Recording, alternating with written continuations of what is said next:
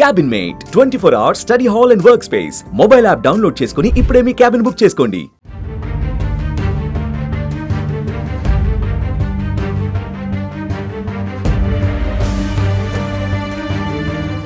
ఉగ్రవాదుల ఏరివేత షురు అయింది. పాకిస్తాన్ కి కౌంట్ డౌన్ మొదలైంది. ఉగ్రమూకలపై భారత భద్రతా దళాలు ఉగ్ర రూపం దాల్చాయి. పాకిస్తాన్ ని భారత్ అష్టదిగ్బంధం చేస్తోంది. త్రివిధ దళాలు పక్కా వ్యూహంతో కలిసి పనిచేస్తున్నాయి. పక్కా స్కెచ్ వేసి ఉగ్రవాద శిబిరాలపై భారత్ బలగాలు బాంబుల వర్షం కురిపిస్తున్నాయి. సైన్యం, వైమానిక దళం, నావికా దళం బార్డర్ తో పాటు వ్యూహాత్మక ప్రాంతాల్లో తమ సన్నద్ధతను మరింత బలోపేతం చేశాయి. భారత్ యాక్షన్ లోకి దిగటంతో పాకిస్తాన్ సైన్యం భయాందోళనకు గురవుతోంది.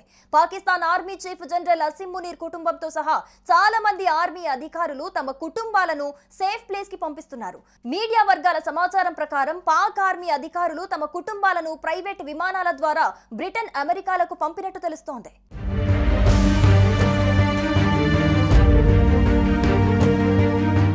జమ్మూ కాశ్మీర్లోని పహల్గామ్ ఉగ్రదాడి నేపథ్యంలో భారత్ పాక్ సరిహద్దులలో ఉద్రిక్త పరిస్థితులు కొనసాగుతున్నాయి. నియంత్రణ రేఖ వెంట మరోసారి కాల్పుల కలకలం రేగింది.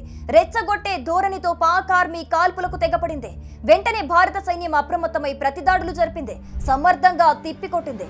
కాల్పుల విరమణ ఒప్పందం రద్దు, క్షిపణి దాడులు, టెర్రరిస్టు శిబిరాలపై దాడి, మాస్టర్ మైండ్లను మట్టుబెట్టడం, పూర్తి స్థాయిలో సైన్యం రంగంలోకి, అణ్వాయుధ విధానంలో మార్పు, సిమ్లా ఒప్పందం రద్దు, నౌకల అడ్డగింత వంటి 8 మార్గాల్లో పాకిస్తాన్ పై దాడి చేస్తే పహల్గామ్ ఘటనపై ప్రతీకారం తీర్చుకోవచ్చని మిలిటరీ నిపుణులు పేర్కొంటున్నారు.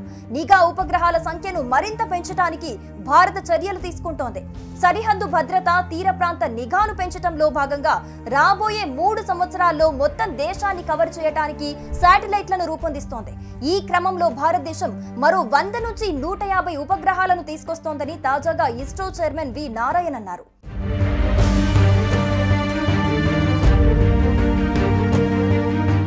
పహల్గాంలో పర్యాటకులపై ఉగ్రదాడికి పాల్పడిన ఉగ్రవాదులను తుడిచిపెట్టడానికి భద్రతా దళాలు గాలింపు చర్యలు ముమ్మరం చేశాయి.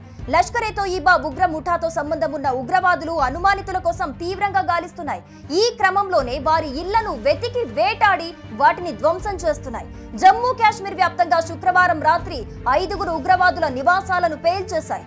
పోషియాన్లోని చోటిపోరా గ్రామంలో లష్కరే తోయిబా కమాండర్ షాహిద్ అహ్మద్ నివాసాన్ని, కుల్గాంలోని మతాలం ప్రాంతంలో మరో యాక్టివ్ టెర్రరిస్ట్ జాహిద్ అహ్మద్ నివాసాన్ని ధ్వంసం చేశారు. లష్కరేకి చెందిన మరో ఉగ్రవాది ఇషాన్ అహ్మద్ షేక్ నివాసాన్ని, కుల్గాంలోని ముర్రాన్ ప్రాంతంలో ఉగ్రవాది అహ్సన్ ఉల్ హక్ ఇంటిని బాంబులతో కూల్చారు. ఇక పుల్వామాలోని కాచిపోరా ప్రాంతంలో హరీస్ అహ్మద్ అనే ముష్కరుడి ఇంటిని బాంబులతో కూలగొట్టారు. ఇతడు కూడా 2023 నుంచి లష్కరే తరపున యాక్టివ్ గా పనిచేస్తున్నట్లు అధికారులు తెలిపారు.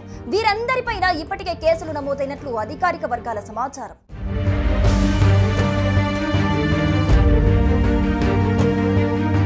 ఇక మరోవైపు పాకిస్తాన్ సైతం ఇండియాకు ధీటుగానే సమాధానమిస్తోంది. సింధు జలాలను నిలుపుదల చేస్తే యుద్ధాన్ని కోరి తెచ్చుకున్నట్టే అని వ్యాఖ్యానించింది. పాకిస్తాన్ యుద్ధ సన్నాహాలకు రెడీ అవుతోంది. ఆర్మీ సైన్యానికి సెలవులు కూడా రద్దు చేసింది పాకిస్తాన్ ప్రభుత్వం. సరిహద్దు ప్రాంతాల్లో యుద్ధ విమానాలతో పాకిస్తాన్ ఆర్మీ సన్నద్ధమవుతోంది. ఏ క్షణంలోనైనా ఇరు దేశాల మధ్య యుద్ధం జరిగే అవకాశం కనిపిస్తోంది. భారత్ ఎప్పుడైనా దాడి చేయొచ్చని భావిస్తోంది పాకిస్తాన్. ఈ క్రమంలోనే Pakistan army chief general Asim Munir కుటుంబంతో సహా చాలా మంది ఆర్మీ అధికారులు తమ కుటుంబాలను విదేశాలకు పంపించినట్లు వార్తలు వస్తున్నాయి. ఈ పరిస్థితులు దక్షిణాసియా ప్రాంతీయ భద్రతకు ఆందోళన కలిగిస్తోంది. పహల్గాంలో ఉగ్రవాదులు పాల్పడ్డ దాడితో పాకిస్తాన్ పై భారత సైన్యం ఎలా ప్రతీకారం తీర్చుకోనుందనే ఉత్కంఠ అందరిలో కనిపిస్తోంది.